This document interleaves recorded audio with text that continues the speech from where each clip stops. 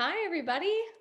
I'm so glad to have you all here. I am reading right now all the responses in the chat. It is fantastic to see all of this. I did see a very big Waco, Texas come in. So, way to come in Texas style. I'm actually coming from Dallas, Texas, where it's a little bit chilly today. I can't one up Eric with the snow, but it is in the 50s here. So, that's pretty shocking for us, especially this close to summertime. I am Nicole Harper, and I'm a client success manager here at OneDay. Before we start, I just wanted to let you know a few things, little housekeeping stuff. This webinar is going to be recorded and will be sent out afterwards. All of you, or at least a lot of you, know where the chat box is now. If you have questions throughout the training, feel free to drop them in there.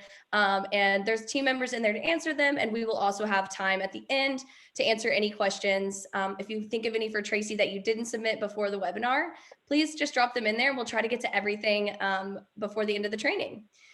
As I said, I'm Nicole Harper. I've been with OneDay for 3 years now. I started as a client success advisor back in the day, and now am a client success manager. So the odds are, if you've been with OneDay for a little bit, you've either worked with me, you've had an email come from me, you've seen me on a training somewhere. So it's nice to see all of you again. And for all the new faces who I haven't worked with, thank you so much for joining.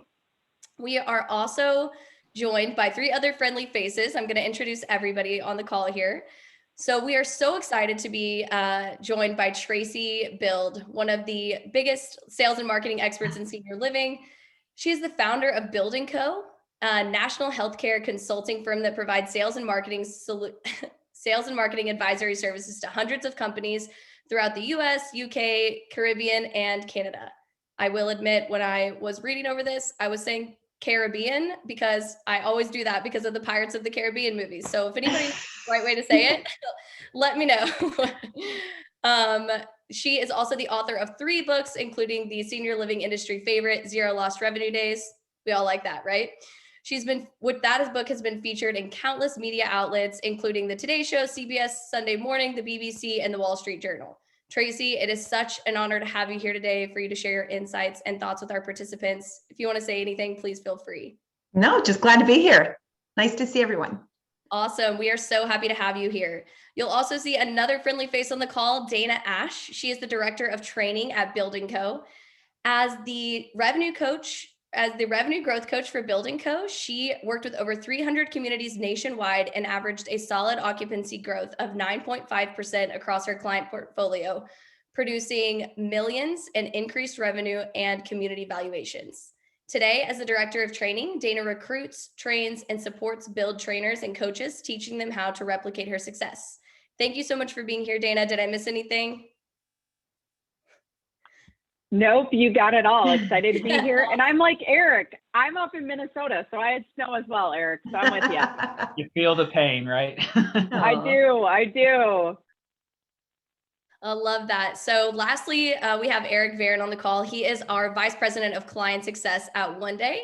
Prior to joining OneDay, Eric was actually the Vice President of Sales and Marketing at Allegro Senior Living, where he and the sales team utilized OneDay throughout the sales process and saw a 14% increase in move-ins with OneDay. So with that being said, Eric, I will turn it over to you to get us started. Thanks, Nicole. Thank you so much. And thank you, Traci and Dana, for being here. We are so glad to partner with you. And man, do we have a crowd with us? We have over almost 300 participants joining us today. And we wanted to take a moment to welcome everyone that's coming to us from across the US, Canada, and the UK. I was excited to see some international friends join us. We had a blast preparing this webinar for you, and I know you're going to enjoy this conversation. And also, thanks to all of us who sent questions about where to use video in your sales process to build authentic relationships. There were so many of them, and we're going to do our best to answer all of them or most of them, we promise. So to help frame up our discussion around where to use video, I thought it would be fun for us to go on a little road trip, right? We all love to travel. We're all itching to travel again, I'm sure, now that the vaccine is happening. So we're going to break down the sales journey into 3 specific stops: post-inquiry, pre-tour, and post-tour. And Nicole and I will be asking Traci and Dana to answer your questions in relation to each stop. But before we begin, let's start out with the 2 most asked questions we received. Are you ready, Dana and Traci? Yes. All right. So the first question is, my community has been closed to visitors for a year, and I'm really comfortable using video to film virtual tours, but I'm lost on how to where else to use it. Where should I try? Okay, so they're using it for tours, but they don't know where else to use it. Yes. Well, I'm just going to keep this really simple. And I know Dana has a lot of great ideas, but let's not overcomplicate or overthink this. The exciting thing about video is it allows you to bring your personality to life and people by people. And people are inundated with emails. I mean, even us, who are constantly trying to figure out how do we reach more people, because people don't want more junk in their email. Video is a brilliant way to speak to an individual personally, make them laugh, make them feel good. So you can use video in everything from inside sales and driving your move-ins and working your lead base to follow up with referral sources, discharge planners. Especially we hear every day that people can't get into hospitals, they can't speak with all of their valuable referral sources. Well, there's no reason you can't send them a video and make it fun. I've learned in all my years, 25 years of doing a lot of press and things, that people want to see you're human. They want to see your vulnerabilities. They want to see your hair is a little bit of a mess, right? That your lipstick might be a little bit out of place. That's what makes you real. So just keep it simple. You can use this anywhere. Don't overthink it. Dana, anything there? I totally agree. The only other thing I was going to say, to Traci's point, is have fun with it. If you know a family is really concerned about food and that's a really important piece for them, do a quick video message saying hello from your chef at your community. It can be 30 seconds, just him doing a quick intro. That can even be a great thing to send out as a quick follow-up, even before they come in for their actual tour. And it gives you something else other than that kind of one-size-fits-all virtual tour that people have somewhat gotten accustomed to doing. So think outside the box, focus on things that matter to them and are important and are unique so that you do have fun with it. Totally agree with that. And I love the fact that you said, don't always make it about you, turn it to the community. I think a lot of people forget that they don't have to be on camera every time. And it kind of goes into our next question, which we heard a lot. And it's honestly something that I faced this morning, which is I hate seeing myself on camera. I don't like the way I look or sound. So what should I do? How do I get over that? We're fans of filters. I'm not going to lie, right? A filter helps, but the reality is you just have to realize there's a purpose for the video, and people aren't going to buy because you look good. They're going to respond to the video based on the content that's in the video. I think more important than how do I look is how do I make this concise and meaningful and high impact in a minute or less or under 2 minutes, because people's attention spans so hard. So we're all going to be our worst enemies. We're all going to pick on ourselves and see our flaws. Just don't watch it. I mean, I never watch any of my videos. I don't listen to my audios. You just, that way you don't even know. You just do it and you're out. Yeah, I agree. I think when you take away, you give yourself permission not to be perfect, it becomes a lot easier. And I'm going to give a little shout out for our OneDay users of something that's coming. Filters are coming. Just hang tight. It will be with us later on this year, but we are absolutely adding some filters to the program. So we're really excited about that. All right, so why don't we jump in the car and start the road trip? So our first stop is going to be the post inquiry, and I'll turn it over to Nicole. Yes, awesome invites, awesome insights so far, everyone. I love the rip the Band-Aid. That's the best thing to do when you're feeling self-conscious about yourself on camera. So awesome insights. This is a question that we got, and I have to say, I probably will laugh a little bit because it's making me laugh every time I see it. The question is, I just moved into a new community. How can I make my first cold call or visit a success without sounding like a vacuum cleaner salesman with a pitch? And that is hilarious. So shout out to the author of that question. But really, how, Traci and Dana, I'm so curious, how would you say, how can I make a pitch and make it sound authentic when I'm new? Sure. And Dana, I don't want to take all these first. I mean, you're welcome to go up to bat on that one first, or I can. Yeah, no, that's great. Again, this is where I think going back to being authentic, when you are new in a community does not mean that you know everything about that community. But remember, when families are looking for community, they've never done it before. So I always compare it to when you have a brand new baby, they send that baby home with you and you kind of are laughing, going, they just give you the baby and I'm supposed to figure it out. It's kind of the same thing when families start looking for senior housing. They don't know. So even if it's your very first day, you know more than most families do as far as what to look for, what to do. And same thing with professionals.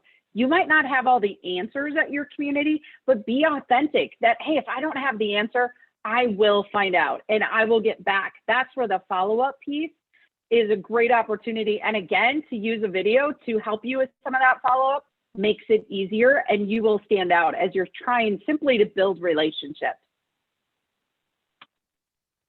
Yeah, and I would just say, we in our industry, we tend to make it about us, our communities, our leadership team, our executive directors.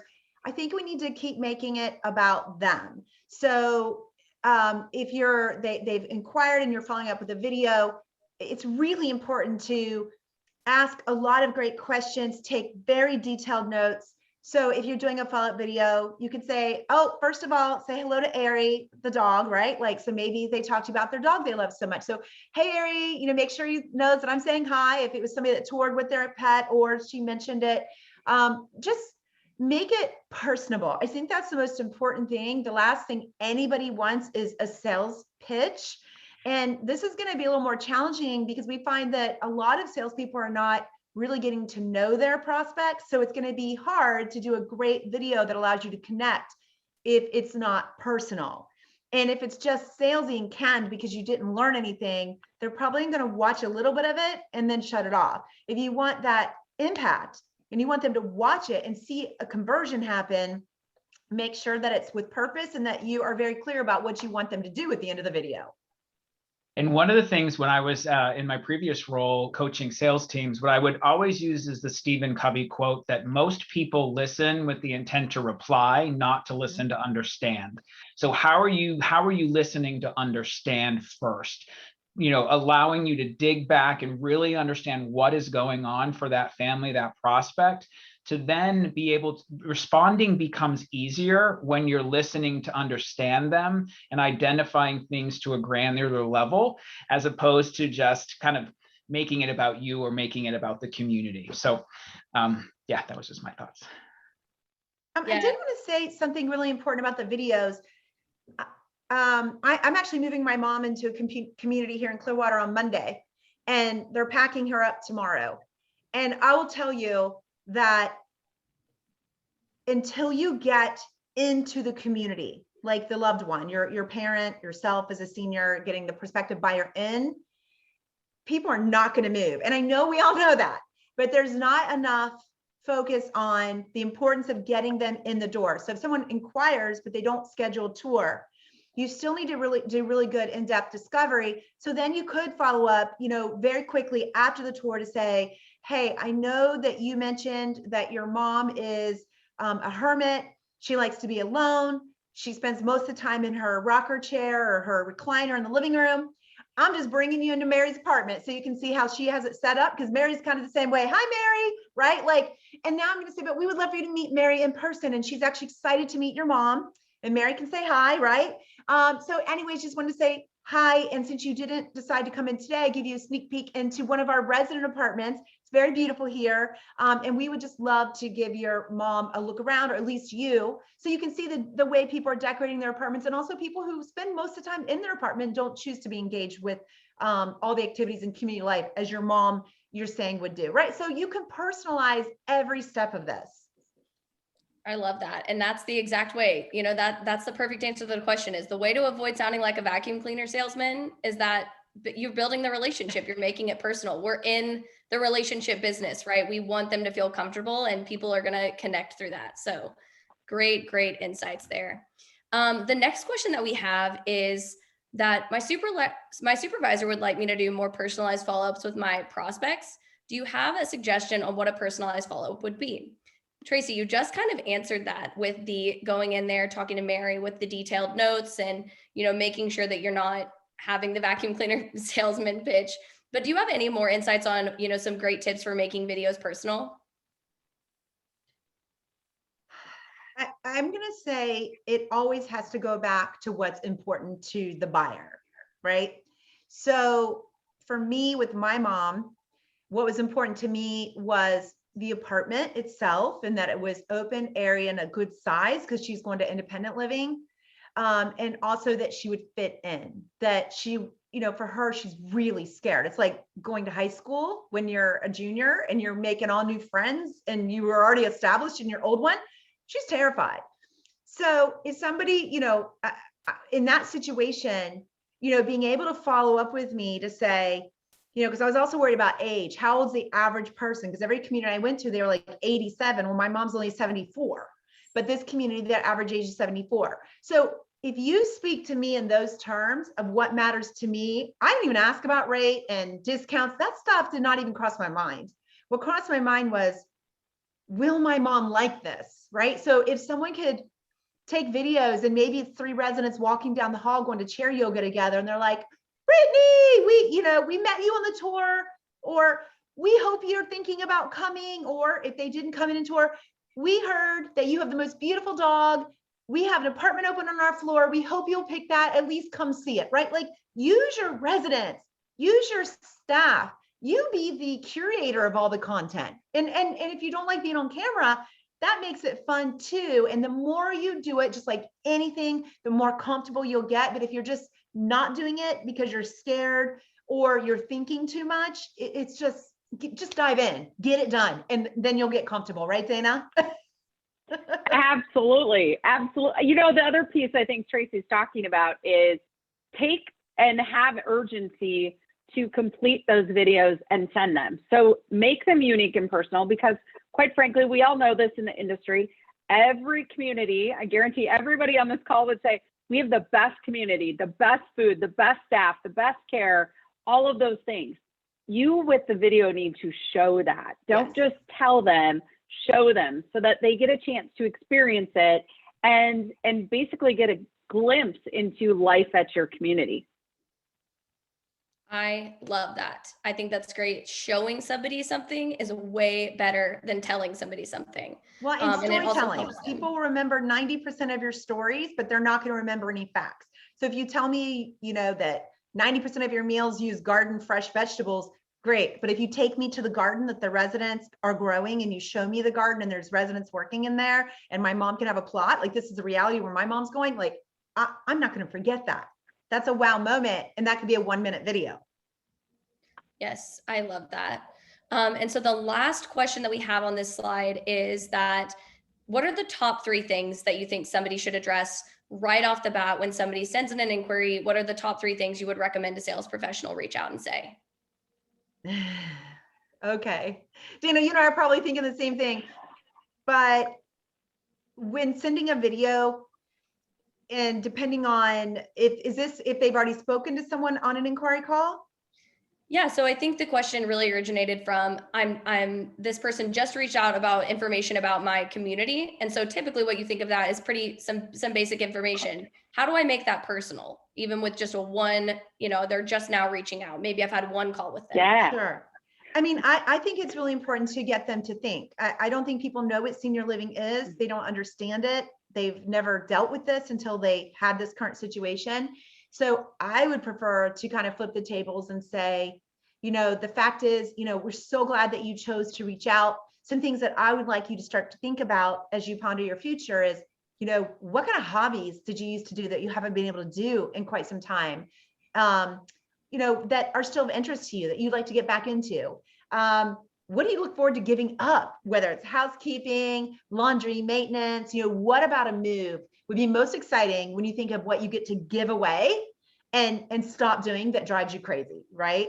I would try to put them in sort of what I call a shopper state of mind by getting them to think, because I believe people will sell themselves if we help them to think about what is at stake and really what's important to them.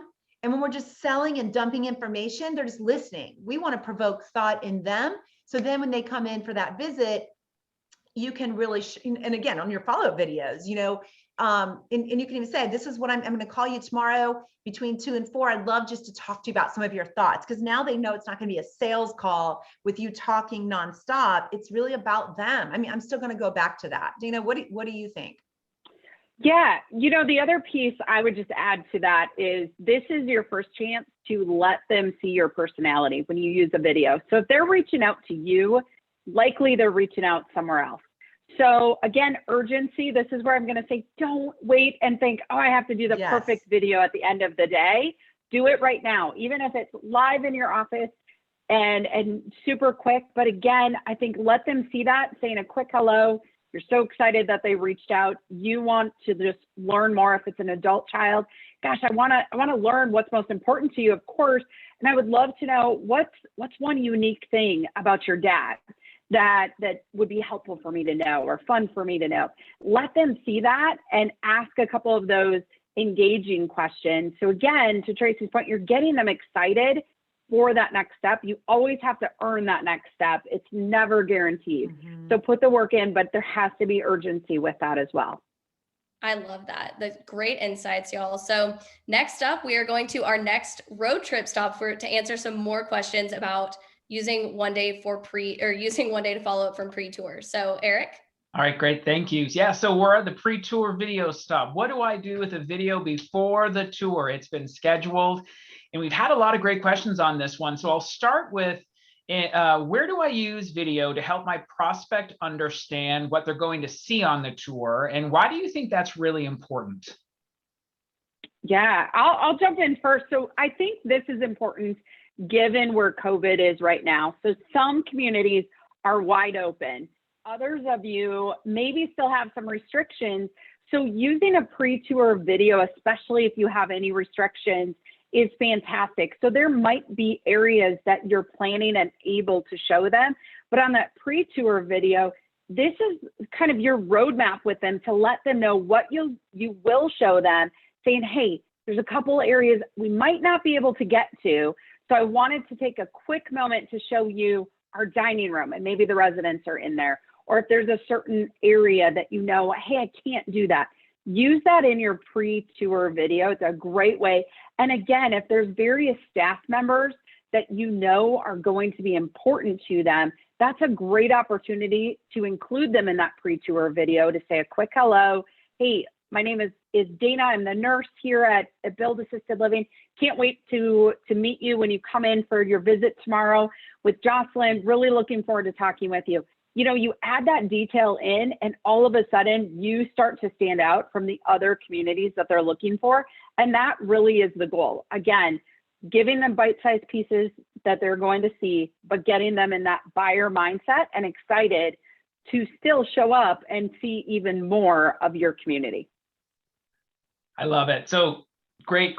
Big next question is a really good one too. So second question is, I'm in a very competitive market. I have a ton of communities around me. Everyone's offering incentives. It's kind of crazy right now, right?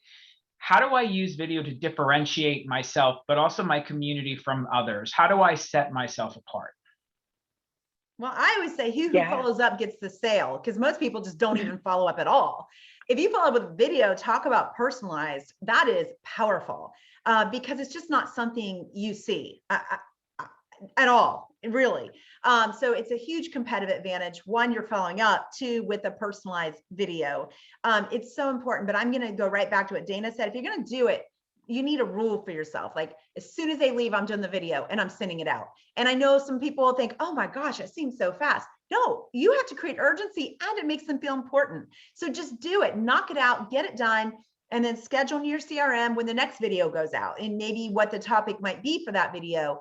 But you can't hesitate. If you're really going to do this, you need to do it right. It needs to be systematized into your sales process so you can see what's working, what's not working. As CEO of Bild, I do a lot of sales and cultivating relationships all the time, right? And I'm always looking at, okay, what works, what doesn't, then I tweak it. So if you have a video that gets you a high response rate, people are like, oh my gosh, you cracked me up, I love that. Or like, oh my gosh, I can't wait to come. Just see what people are responding to, and then save that one if it's something you can, repurpose and use with other people.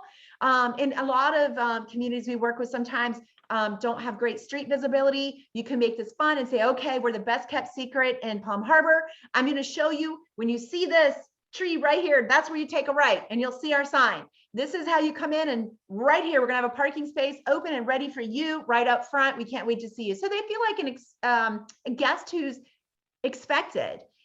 This whole thing is missing in senior living. And we know this because we're doing thousands of mystery shops. It is not a good experience out there for the buyers. You're not made to feel important. There's no urgency, not in every case, but in most cases. So if you want to differentiate, I don't care if your rates are more expensive. It is about relationships. When I went to look for my mom, I wasn't looking for a deal. I was looking for the right place for my mom. I didn't even think to ask for a deal because it's my mom, right? So the person that makes me feel that my mom is going to be loved on and taken care of and is going to fit in, and if I could do that through video, I'm going to pick that any day over a month of free rent, right? So don't worry about their deals. Let them give the store away. You build the value, you follow up, and you establish the next step. Always have the next step is at the end of your videos, in your emails, everywhere, so they know what you're expecting them to do next. That's great. Yeah, and I also think the pre-tour videos help you do better discovery. If you force yourself to start doing these as an expectation and you're struggling with what to put into it, then think about the questions you're asking and how you're listening. Because again, if you do better discovery, you'll have more information to be able to truly personalize that pre-tour visit. All right, so we're going to take on to the next step with Nicole. Yes, post-tour. And I do know, I want to note the time. I know that we had 30 minutes blocked off for this. If you do have to jump off, I know you all are super busy. Remember that it is being recorded and it will be sent out after. So you can always skip to, around the 30-minute mark to get the rest of the webinar if you want to. So some of the questions that we got on this are, how important is it to include footage of the surrounding community and local amenities and services in your videos? You can take that, Dana. Yeah, I was going to say, great question. So this is where sometimes I think we get hung up on if we're not in a perfect neighborhood or we don't have all of the most beautiful aesthetic things around us and we're thinking, okay, do I need to show that? Well, if somebody's asking you specifically for some of that, that's a different conversation. But otherwise, as far as including those additional things around your actual community, I'm going to say, again, you have to go back to focus on what matters to them. If you're located close to a local coffee shop that a prospect has went to for years and you can literally walk to it, yeah, I would probably do a fun video of me leaving the community and walking to that local coffee shop, start and stop that video. So once I get there, I'm showing that cup of coffee that, hey, you can still do that. Yes, in that case, absolutely. But if it's highlighting or showing things that you otherwise don't want to show, I don't think it's appropriate unless that's a concern and you need to overcome that objection. But that leads to more questions because really, if it's an objection, why is that a concern? That's more of a dialogue. I don't think focusing on the things that you can't control is ever beneficial. So let's focus on the things you can control that will help you in this process. That's awesome. And I think the overarching theme that we're seeing here, everybody, is let the prospect guide you. Listen, if you're confused about what to include in your video, listen to what the prospect needs. Take those listening ears and apply it to the video so you can let them know you're understanding them. And the next question is very similar, but Traci, I'm just curious if you have anything to add on top of Dana's awesome insights here. It says, I love that all of my community has to offer. There's so much, but how do I choose what to include in that follow-up video? We've talked about this a little bit, but I am curious if you do have any other information to add. I mean, if it's not important to them, they're not going to watch it anyways. So if you're doing custom purposeful videos, it needs to be short and sweet around what was most important to them. And there's a magic number about 3. If you were able to dig out the top 3 most important want, needs, desires, and you're able to build a little 1-minute video around that, it's going to be effective. So if you're talking about activities and I'm not a person who likes to interact with other people, it's not going to appeal to me. But if I'm a foodie and you're not talking about foodie, I'm going to wonder why you're not talking about food. So again, you still have to get to know your prospective buyers. And then I would say differentiate. So in the video, if there's one thing you do that your competitors cannot claim, like you own that.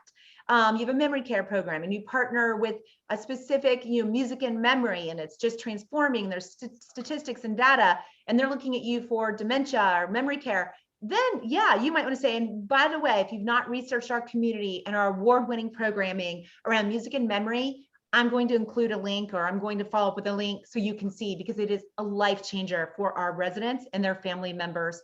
So look for what can I say I have that my competitors don't, and that would be something great to build in there. But it can't just be our staff's been here forever, or we have the best food, or the best, it has to be something unique that you own. Yes, I love that. And that goes back to what you said earlier, is that somebody's asking, how can I really differentiate myself? And it's said, highlight the things that you, from my competitors, and it's highlight the things that you have that they don't. That's awesome. Yeah. Well, and Nicole, the piece with that too, just remember, it's not just aesthetic things that you have. So Yes. if I had Nicole working for us and she's on our team, I have Nicole, nobody else has that.